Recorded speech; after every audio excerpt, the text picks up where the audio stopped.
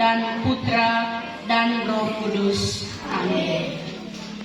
Terima kasih berlimpah ya Tuhan yang Maha Kuasa, kami haturkan kepadamu. Kami bersyukur pada hari ini karena Engkau telah mengantar kami ke tempat ini dengan suatu tujuan, yaitu penyelenggaraan lomba Expo Pendidikan tingkat gugus rehes. Besar harapan kami ya Tuhan, agar dalam pelaksanaan kegiatan kami hari ini, kami dipenuhi oleh Roh Kudus, agar semuanya dapat berjalan dengan baik. Berkatilah kami dan lindungilah kami, agar sepanjang kegiatan ini kami diberikan kesehatan lahir dan batin.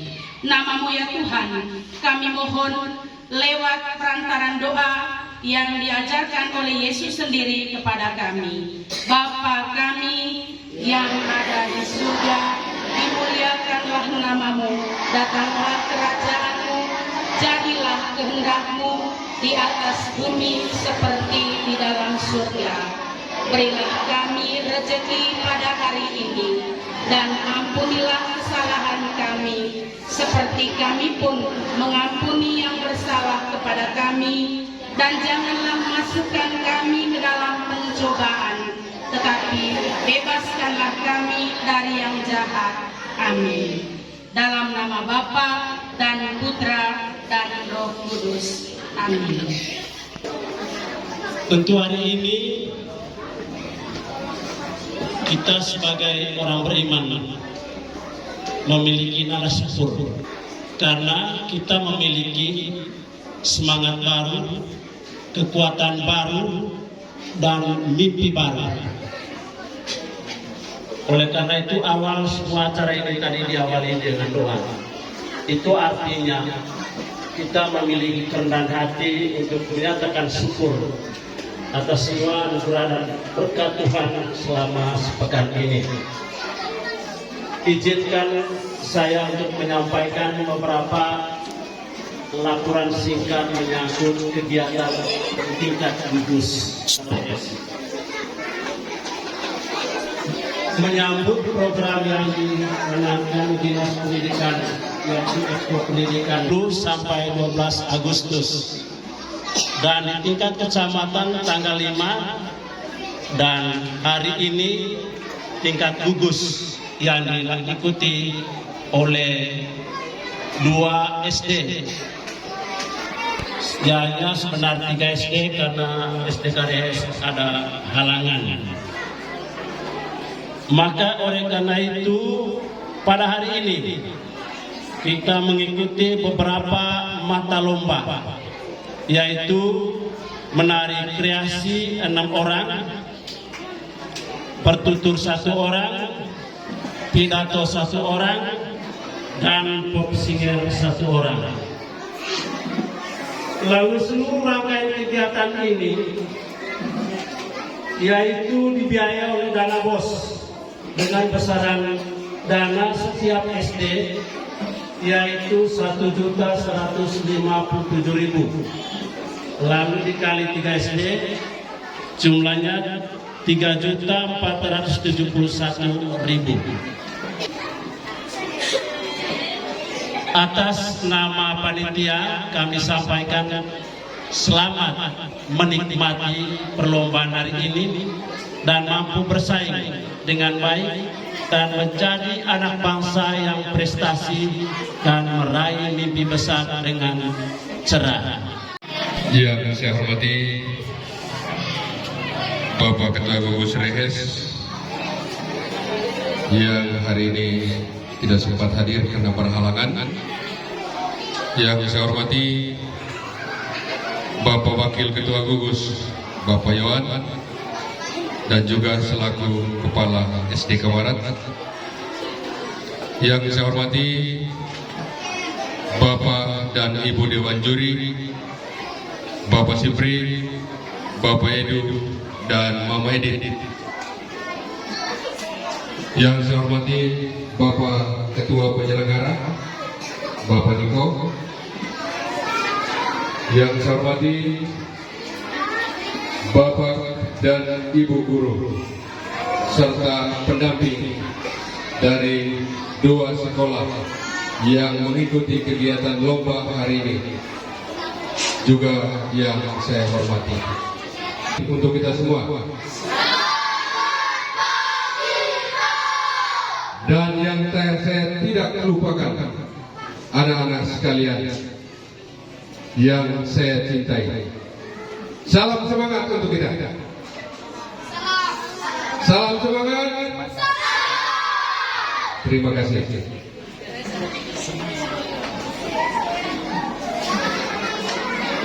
Pada tempat yang pertama, kita boleh memanjatkan puji dan syukur kehadirat Tuhan karena pada hari ini sesuai rencana awal kita bisa melaksanakan kegiatan kita hari ini.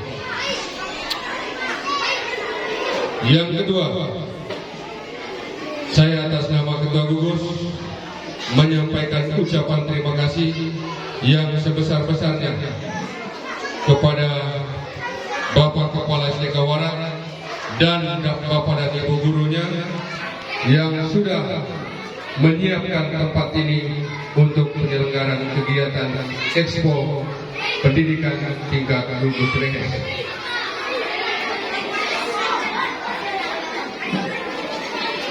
Dan saya hari ini gambarkan kepada Bapak dan Ibu Dewan Juri bahwa seyogianya kegiatan ini diikuti oleh 3 sekolah, yaitu SD Karehes, SD Watu Mese, dan SD Kawaran. Namun karena SD Karehes berhalangan karena kegiatan menyongsong pesta intan sekolah, maka kegiatan ini hanya diikuti oleh 2 sekolah saja. Jadi itu informasi Bapak Edu yang saya sampaikan. Saya mengucapkan selamat menyelenggarakan acara ini. Semoga nanti acara ini bisa dimulai dan diakhiri dengan sukses. Kemudian apapun hasilnya kita harus terima.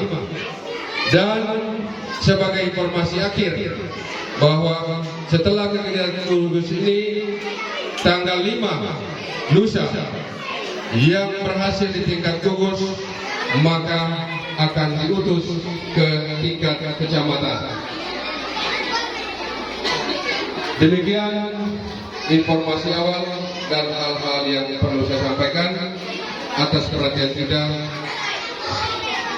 Dan sebelum ditutup, saya menutup, maka atas izin kita semua dan dengan pertolongan rahmat Tuhan yang Maha Kuasa, maka kegiatan Lomba Expo Pendidikan tingkat Gugus Rehes dengan tema Berlari Meraih Mimpi hari ini saya buka secara resmi. Perkenalkan, nama saya Alina Putri Siok, bisa dipanggil Ali. Saya utusan dari SD Impres Watu Mese. Assalamualaikum warahmatullahi wabarakatuh. Waalaikumsalam warahmatullahi wabarakatuh. Salam sejahtera bagi kita semua. Salam sejahtera. Om Swastiastu. Om Swastiastu. Namo Buddhaya. Namo Buddhaya. Salam kebajikan. Salam kebajikan. Salam literasi. Yang saya hormati Bapak Ibu Dewan Juri, Bapak Ibu Guru, serta teman-teman yang berbahagia. Pertama-tama, marilah kita panjatkan puji dan syukur kehadirat Tuhan yang Maha Kuasa, karena atas penyelenggaraannya kita dapat berkumpul di pagi yang cerah ini.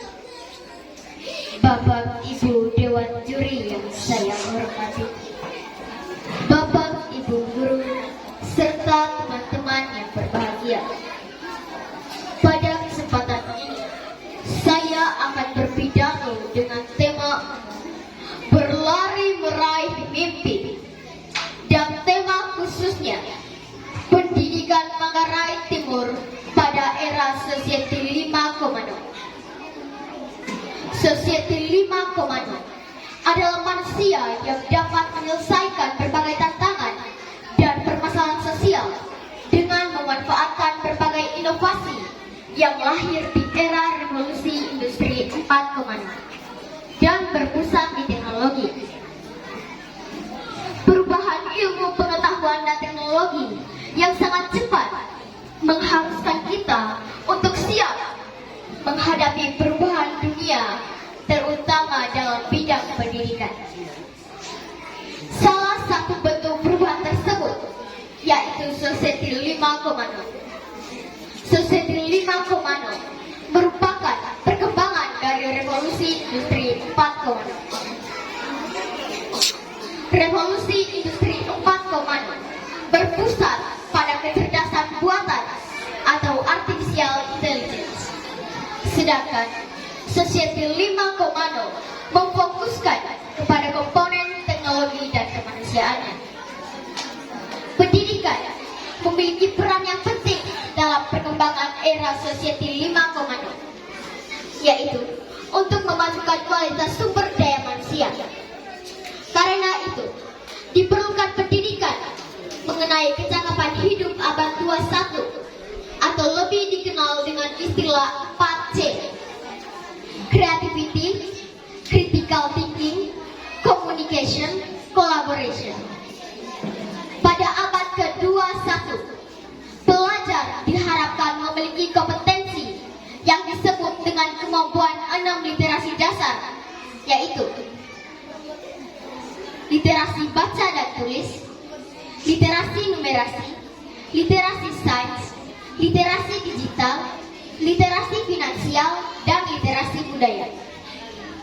Sesuai dengan filosofi yang disampaikan Bapak Ki Hajar Dewantara sebagai Bapak Pendidikan Indonesia, yaitu Tutpuri Handayani, Ingarso Suntulodo, Immadio Mangkarso, yang artinya seorang pemimpin harus mampu memberikan suri teladan, meskipun di tengah kesibukannya harus juga mampu membangkitkan semangat. Di Kabupaten Manggarai Timur, pendidikan era Sosieti 5.0 sudah mulai diterapkan dengan dimanfaatkannya aplikasi-aplikasi teknologi dalam proses penerapan pembelajaran, seperti aplikasi Google Form, Google Meet, aplikasi AMBK, aplikasi platform Merdeka Belajar, dan aplikasi-aplikasi lainnya yang mendukung kegiatan lintas sektor di Kabupaten Manggarai Timur, seperti penggunaan email dalam pengiriman data, penggunaan aplikasi WA sebagai penyalur informasi, dan pemanfaatan aplikasi Google Drive sebagai penyimpanan data. Pendidikan pada era Sosieti 5.0, pendidik, peserta didik, dan masyarakat secara umum mengharuskan untuk menguasai teknologi yang sedang berkembang. Yang saya hormati Bapak Ibu Dewan Juri, Bapak Ibu guru, serta teman-teman yang berbahagia. Pendidikan di era Sosieti 5.0 tidak hanya dibutuhkan literasi dasar, namun juga memiliki kompetensi lainnya, yaitu mampu berpikir kritis, bernalar kreatif, komunikatif, kolaboratif, dan memiliki kemampuan problem solving, serta memiliki karakter yang mencerminkan Pancasila, yaitu rasa ingin tahu, inisiatif, kegigihan, mudah beradaptasi, memiliki jiwa kepemimpinan, memiliki kepedulian sosial dan budaya. Sekolah dan tenaga pengajar berperan penting pada penerapan pendidikan era Sosieti 5.0. Kegiatan pembelajaran tidak hanya berfokus pada satu sumber seperti buku, melainkan tenaga pendidik berkembang untuk menerima informasi dari berbagai sumber seperti internet dan media sosial. Adapun tantangan yang dihadapi pendidik, peserta didik, dan masyarakat secara umum dalam pemanfaatan informasi dan teknologi, yaitu belum maksimalnya dalam menguasai IT, keterbatasan jangkauan jaringan internet, dan keadaan ekonomi yang kurang mendukung. Yang saya hormati Bapak Ibu Dewan Juri, Bapak Ibu Guru, serta teman-teman yang berbahagia. Meskipun banyak segala tantangan yang akan kita hadapi dalam penerapan pendidikan era Society 5.0, marilah kita hadapi tantangan dengan inovasi dan solusi yang berintegritas, dengan mengikuti pelatihan-pelatihan tentang pemanfaatan IT, agar kita mampu berdaya saing dan berkolaborasi dengan berbagai lintas sektor, agar kita mampu untuk menjawab segala jenis perubahan yang berjalan dan yang akan datang. Yang saya hormati, mari kita bergandeng tangan, bahu-membahu mewujudkan Merdeka Belajar, sehingga tercapailah pendidikan pada era Society 5.0 di Kabupaten Manggarai Timur. Yang saya hormati Bapak Ibu Dewan Juri, Bapak Ibu Guru, serta teman-teman yang berbahagia. Demikian pidato singkat yang saya sampaikan. Semoga bermanfaat. Berlarilah meraih mimpi. Salam literasi. Assalamualaikum warahmatullahi wabarakatuh.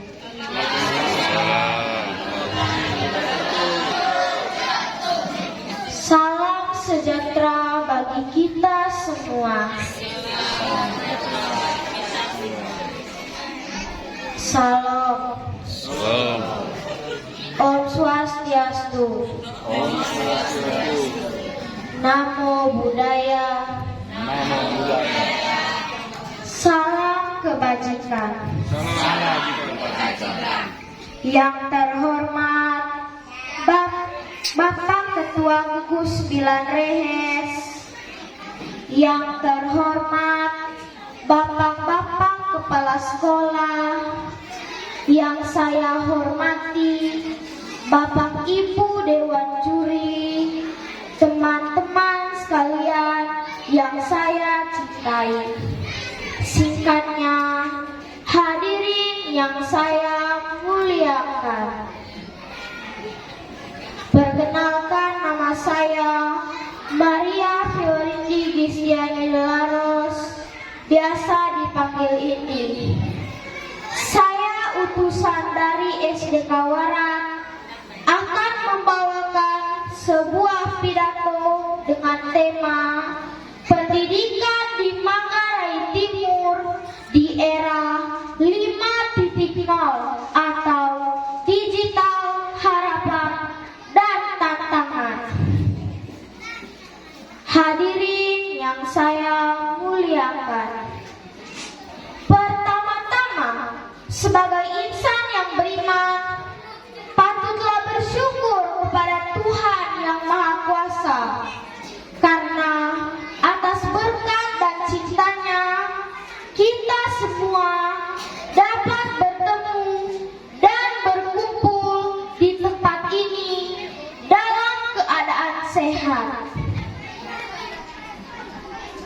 Hadirin yang saya muliakan, pertama-tama, pendidikan merupakan salah satu aspek yang sangat penting dalam kehidupan manusia.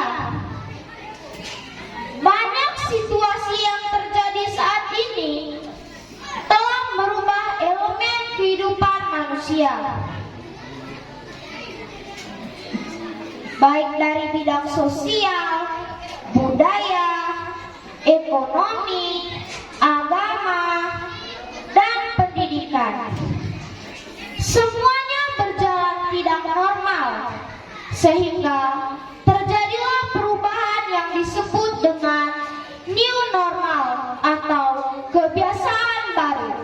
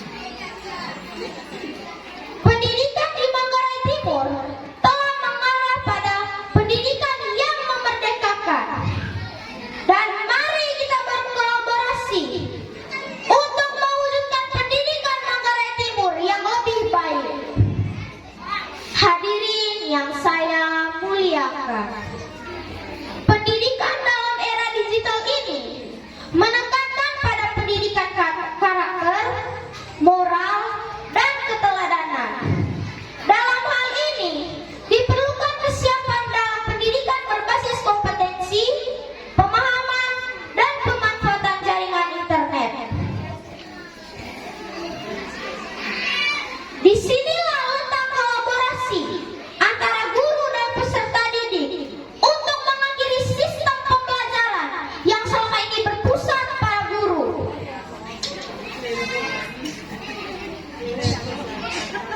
Walaupun model pembelajaran di era digital ini bukan lagi berpusat pada guru, namun fungsi guru tetap menjadi fungsi utama sebagai penggerak konsep kolaborasi. Dalam hal ini, guru harus memiliki kecakapan, kemampuan memimpin, membaca informasi, mencari informasi, dan menggunakan informasi yang didapat, serta dapat memecahkan masalah. Hal ini merupakan suatu kriteria yang menjadi tantangan bagi pendidik dan pemerintah untuk mempersiapkan secara matang dan sistematik terhadap pola pembelajaran masa depan yang ramah dan relevan dengan era digital sekarang.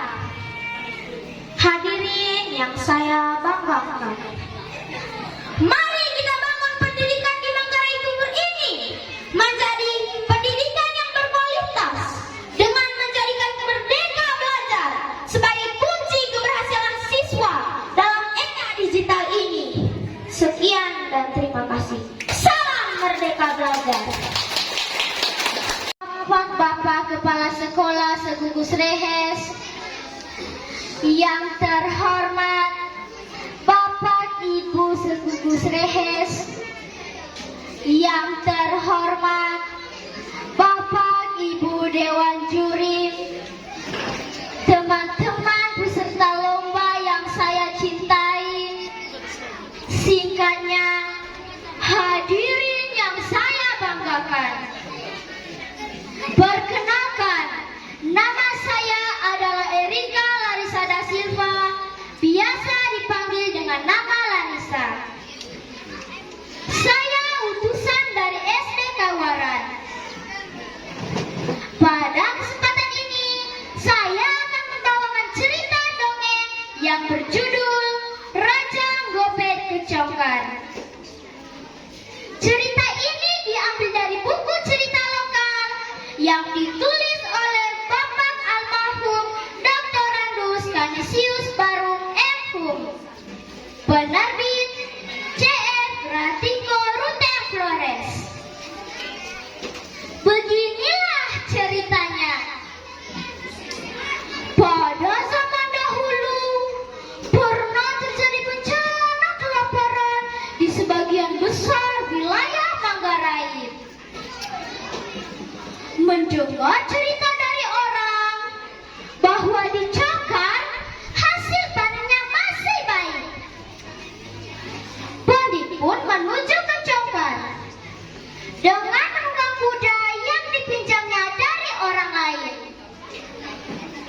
Ia berpakaian rapi seperti seorang turunan dari bangsawan.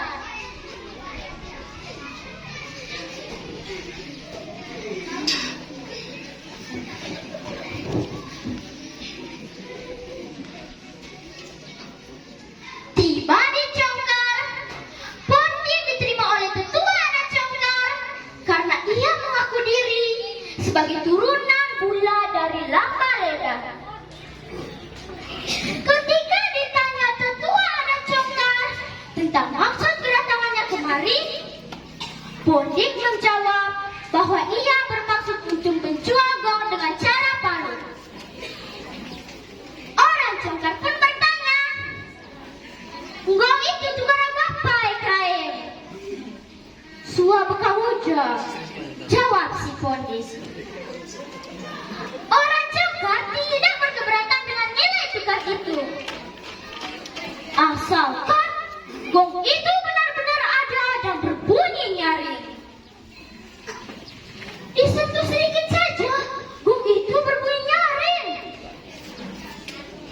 Seharusnya saya tidak menjual gong itu karena gong itu warisan leluhur saya. Tetapi karena sekarang bencana kelaparan, maka saya jual gong itu. Demikianlah penjelasan si Pondik. Mendengar penjelasan itu, orang Congkar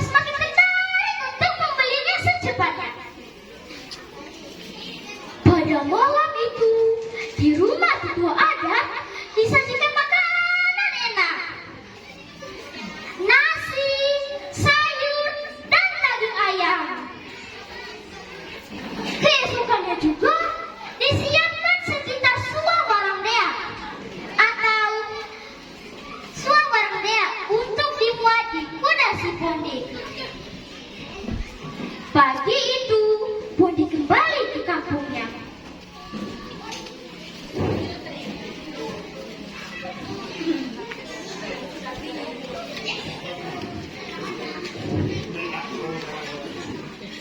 Tiba di kampungnya, ia ambil lepo atau sokal besar lalu pergi ke hutan.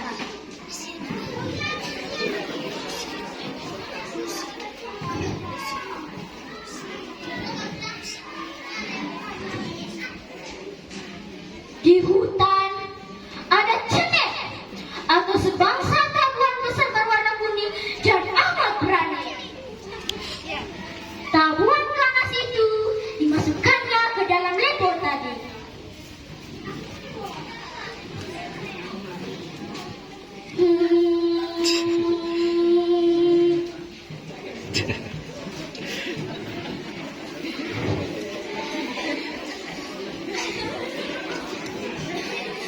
Lalu ia pulang kembali ke rumahnya.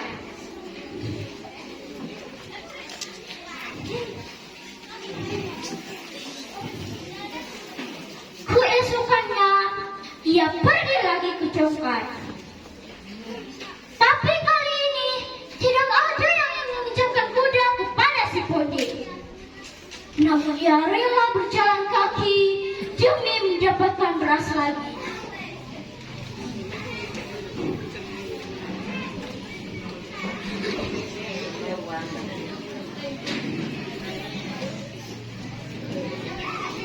Tiba di Congkar, orang-orang yang akan berpesta sudah tidak sabar untuk menerima dan membunyikan gong yang dibawa Pondi. Namun, Pondi menyuruh warga kampung agar menutup semua lubang dan celah di rumah. Semua warga kampung dalam sebuah rumah untuk menyaksikan dan mendengarkan kemerduan suara gong. Namun, sebenarnya saya sangat sedih mendengar suara gong itu.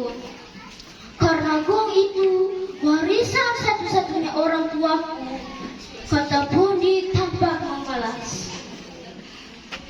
Kalian boleh membuka dan membunyikannya setelah saya pergi jauh dari sini, supaya saya tidak melihat dan mendengarkannya. Setelah menerima beras 25 kg lagi dari orang Congkar, Pondi segera meninggalkan kampung pada suatu siang bolong. Ketika matahari makin panas, warga kampung dalam satu rumah itu membuka isi sokal dan berhamburlah tabuan besar dari dalam wadah itu. Tolong, jampi, beti, mataku ge. Tabuan ganas itu menyengat semua warga kampung yang terjebak di dalam rumah. Hanya satu orang tua tidak tersengat. Sejak awal, orang tua itu sudah menduga bahwa isi sokal itu bukanlah sebenarnya gong. Kalau itu benar-benar gong, kenapa tidak diizinkan dibunyikan di luar rumah? Pikirnya dalam hati. Oleh karena itu, ia menutup semua badannya dengan naik soke atau sarung tenun manggarai dari ujung kaki hingga kepala, kecuali mata kanannya. Itu makanya orang itu luput dari sengatan tabuhan. Teman-teman, pesan dari cerita ini adalah kita tidak boleh meniru si Pondi. Jika kita sudah pintar, janganlah menipu warga kampung demi keuntungan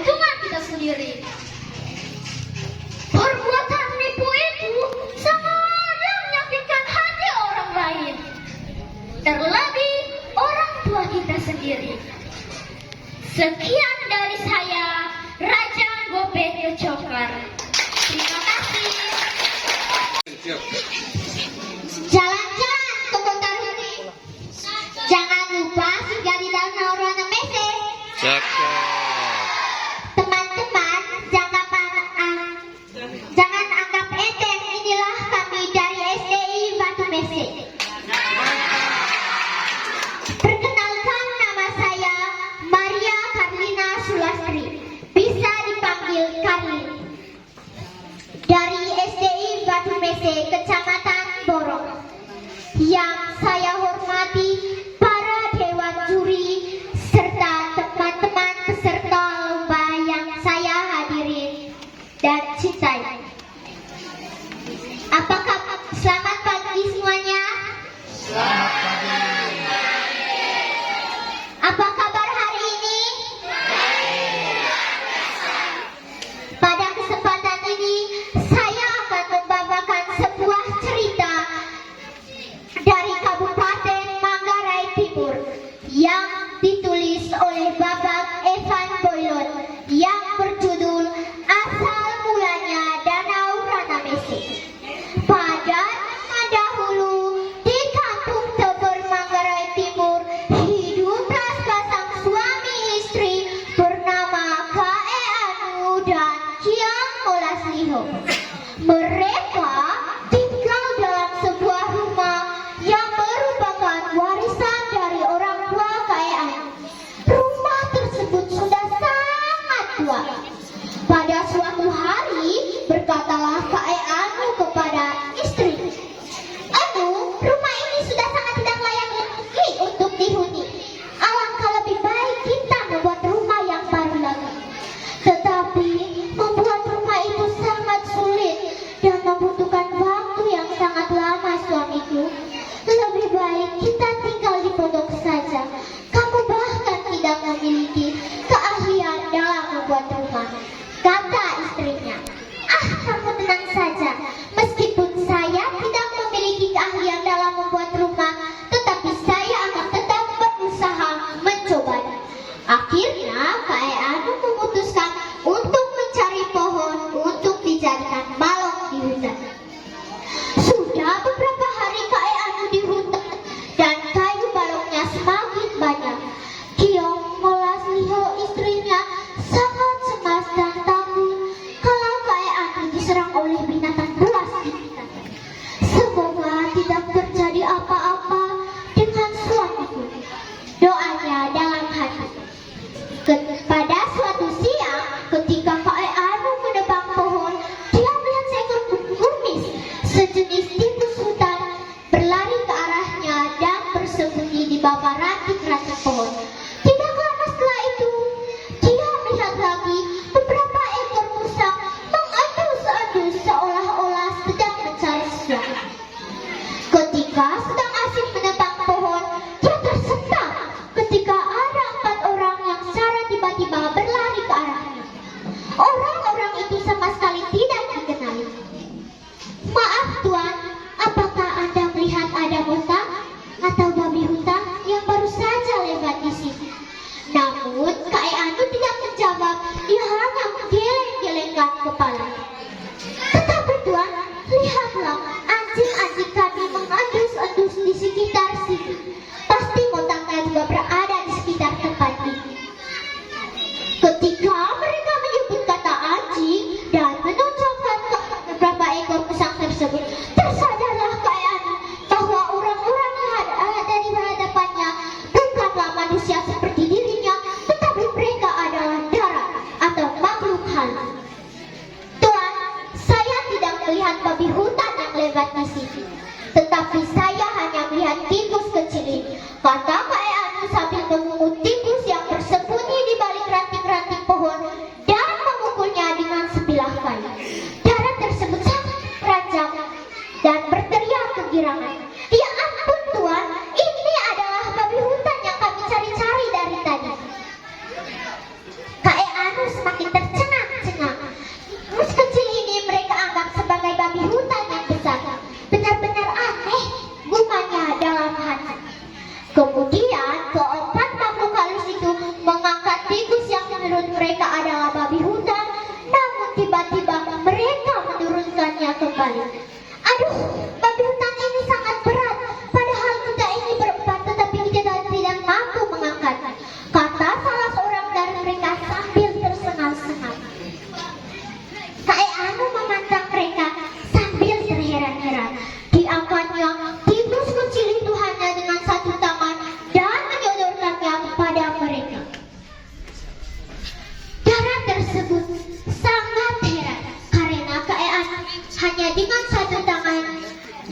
dengan entengnya mengangkat tikus kecil itu. Ya ampun, kuat benar tuan ini. Hanya dengan satu tangan dia bisa mengangkat babi hutan yang besar ini. Apakah tuan itu memiliki kekuatan gaib? Tanya mereka kepada Kakek Anu. Kemudian Kakek Anu menceritakan siapa dirinya yang sebenarnya kepada mereka dan apa tujuan dia datang ke hutan itu. Keempat orang tersebut berbalik menjadi sangat takut dan hendak melarikan diri, namun dicegah oleh Kakek Anu. Tenanglah tuan-tuan, saya tidak akan mencelakai kalian. Saya akan menolong tuan-tuan untuk membawakan babi hutan ini ke kampung tuan. Keempat makhluk halus tersebut menyetujui tawaran dari Kakek Anu. Terima kasih atas budi baik tuan, kata mereka dengan penuh rasa hormat dan kemudian menunjukkan jalan menuju kampung di mana mereka tinggal. Tenanglah tuan, tidak jauh dari sini ada jalan raya yang menuju kampung kan? Kata mereka. Ternyata jalan raya yang mereka maksudkan adalah sebuah danau. Sekarang diberi nama Waediki. Sesampainya di kampung mereka, Kakek Anu semakin tercengang-cengang. Ternyata kampung mereka adalah sebuah sungai yang bernama Rananetes. Dan yang lebih anehnya lagi, kampung yang mereka tempati hanyalah sepotong helung yang mengapung di atas danau. Di sana banyak sekali helung yang mengapung dan semuanya adalah rumah para warga makhluk halus Rananetes. Keempat makhluk halus itu pun langsung mengajak Kakek Anu menuju rumah gendang. Namun Kakek Anu menolak untuk masuk karena dia tahu bahwa rumah tersebut akan tenggelam apabila dia menginjakinya. Tuan, biarkan saya tetap di luar karena saya takut rumah ini akan tenggelam apabila kaki saya menyentuhnya, katanya kepada mereka. Ah, tuan, ini ada saja, jangan begitu nak, mari silakan masuk, rumah ini sangatlah kokoh, kata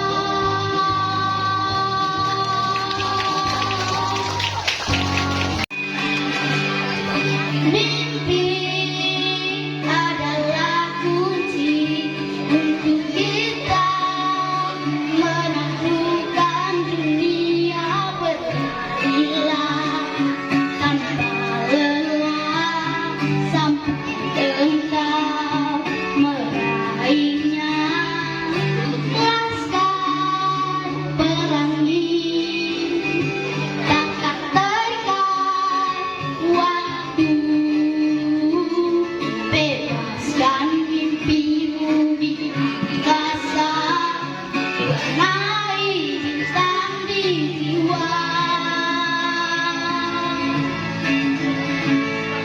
menarilah dan terus tertawa, walau dunia tak seindah surga. Bersyukurlah pada yang kuasa, cinta kita di dunia.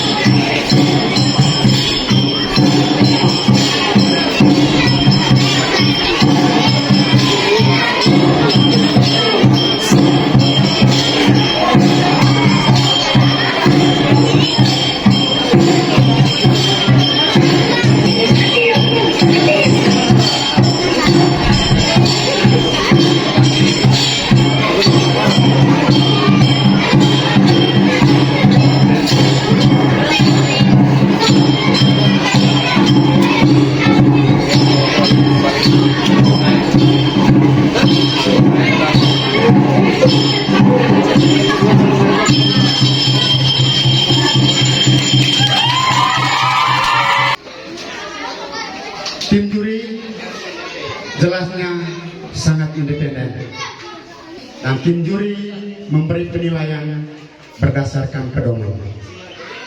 Jadi kami bertiga sudah melihat pedomannya, sehingga kami memberi penilaian berdasarkan pedoman yang ada. Untuk itu kami tidak berpanjang kata, mungkin sangat mendesak dengan waktu. Hasil pengumpulan nilai dari 4 bidang lomba kami sudah kumpulkan secara bersama. Kemudian dalam memberi penilaian tadi kami tidak nyontek, sungguh-sungguh mandiri.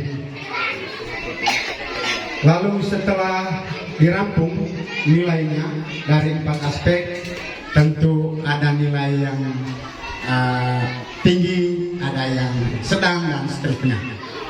Untuk itu hasil pengumpulan nilai dari 3 tim juri, tim juri 1, juri 2, juri 3 sudah rampung dan kami sudah buat rankingan. Untuk itu sesuai dengan dinamika atau alur lomba tadi, mulai dari pidato. Untuk itu kami membacakan hasil nilai pidato dari SD Batu Mese memperoleh nilai 282. Mari kita tepuk tangan.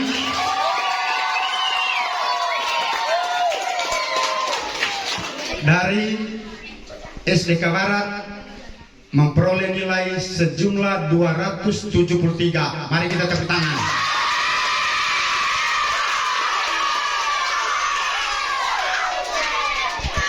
Sehingga dengan demikian yang mendapat juara satu pidato diraih oleh anak kita dari SDI Batu Mese.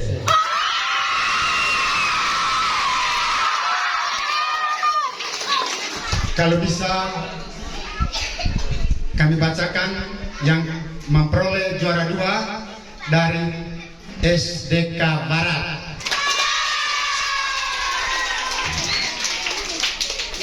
Mungkin bisa yang juara 1 dan juara 2 langsung berdiri di depan panitia. Yang juara 2 mari berdiri bersama dengan teman. SDK Barat memperoleh total nilai 293.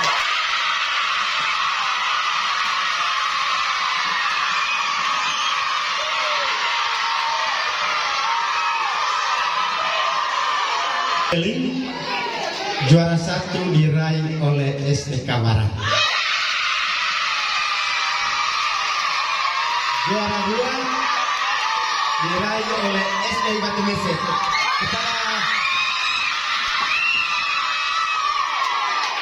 Kepada 2 anak kami tercinta juga untuk berdiri di depan panitia.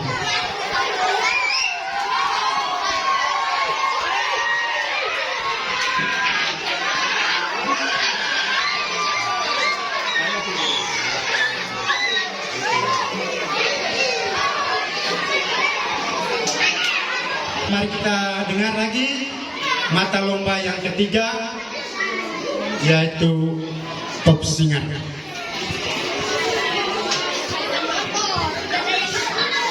Hasil pengumpulan nilai dari 3 tim juri, juri 1, juri 2 sampai juri 3. Dari SDI Batu Mese memperoleh total nilai 587.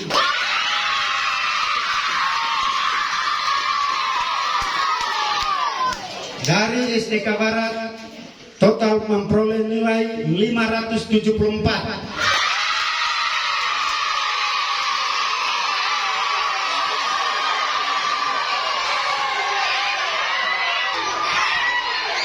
Diraih oleh SDI Batu Mese.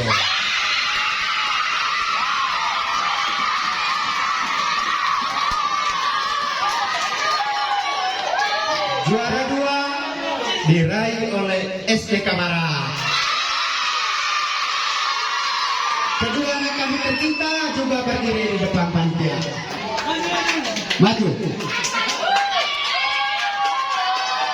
Lagi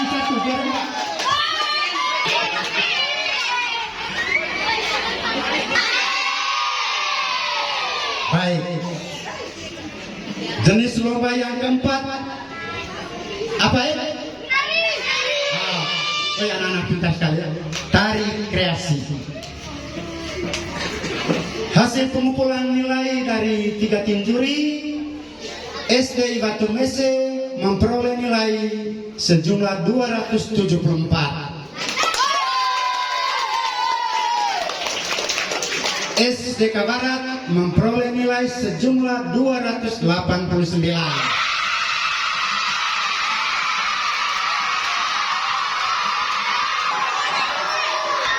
Dengan demikian, jenis lomba yang keempat tari kreasi juara 1 diraih oleh SDK Barat.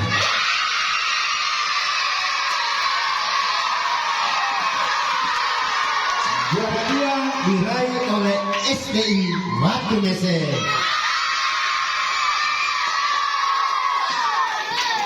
Mohon perwakilan dari kelompok tari kreasi, 1 dari SDK Barat, 1 dari SDI Batu Mese.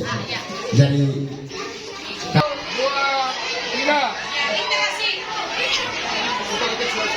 kami sebagai tim juri sudah selesai. Lebih dan kurangnya kami mohon maaf. Akhirnya sekian dan terima kasih. Kami kembalikan kepada Ibu MC untuk acara selanjutnya. Juri kita yang sudah memberikan nilai untuk peserta lomba kita hari ini. Kami memberikan waktu khusus kepada Dewan Juri, mungkin ada masukan sehingga ada perbaikan untuk kami, apalagi tanggal 5 itu kita akan mengikuti kegiatan di kecamatan. Jadi mohon masukan untuk kelompok-kelompok ini. Banyak untuk kesempatan ini, tentu kesempatan ini saya menyampaikan terima kasih banyak kepada gugus Bapak Ibu Guru Kepala Sekolah Gugus Rehes yang telah mempercayakan kepada kami untuk menjadi juri di hari ini. Ini pengalaman saya untuk kedua kalinya hadir di sini menjadi juri. Minggu lalu ada di gugus apa? Baik, jadi terima kasih banyak. Mungkin Bapak Ibu, anak-anak sekolah, teman-teman, kita beri aplaus dulu untuk mereka semuanya dan semua. Jangan lupa beri aplaus yang setinggi-tingginya, sekuat-kuatnya untuk para pendamping pelatih. Iya, luar biasa. Baik, nanti mungkin untuk melengkapi apa yang saya sampaikan saat ini, nanti ada beberapa teman saya yang hari ini untuk melihat, menilai penampilan dari peserta lomba hari ini. Ya. Kejuaraan lomba pidato. Kita yang juara 1 pidato maju ke depan.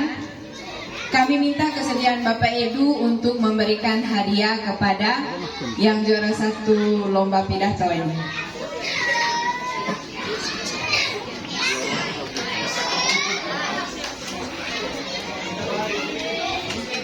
Buka ke depan Bapak supaya bisa yang didokumentasikan. Untuk ke sini.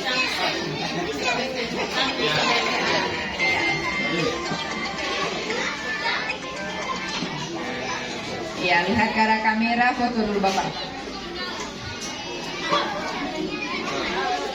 Pak, kami minta kesediaan Bapak Sipri untuk memberikan hadiah kepada juara 2 lomba pidato. Senyum. Ini.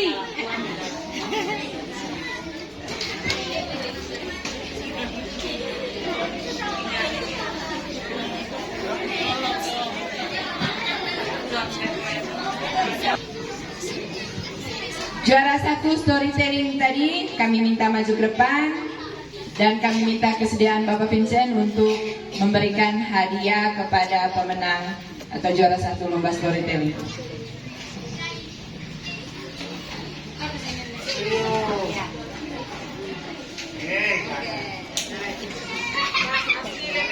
Ya, terima kasih. Sekarang kembali lagi berikut juara 2 storytelling, kami minta kesediaan Bapak Kepala Sekolah SDK Barat untuk memberikan hadiah kejuaraan ini.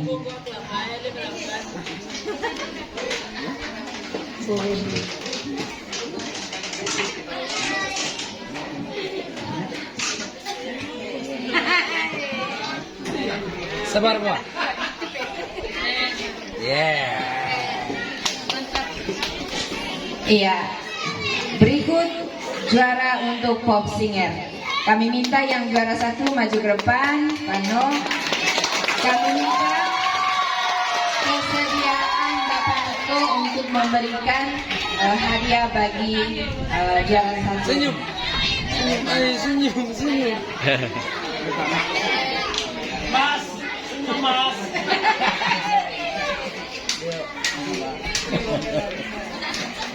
Oke.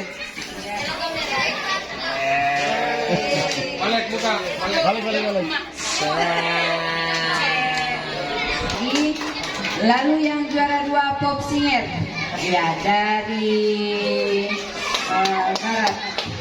Kami minta kesediaan Ibu Edith dari Watu WC dulu untuk memberikan hadiah. Ya, jadi arah tangguh ketinggal lenderu hadiah kulutana. Ya, untuk toa sendiri nih. Toa tantan.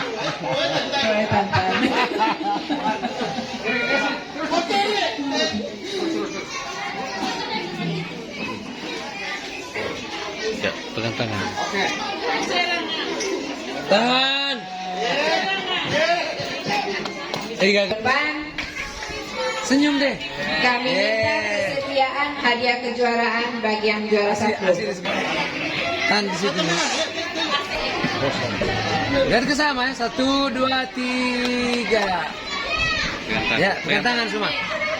1, 2, 3. 3. Senyum Untuk dulu. memberikan hadiah bagi juara 2. Sabar, Ma. 1, 2, 3. 1, 2, 3. Oke. Lagi 3. Ulang, ganti gaya. 1,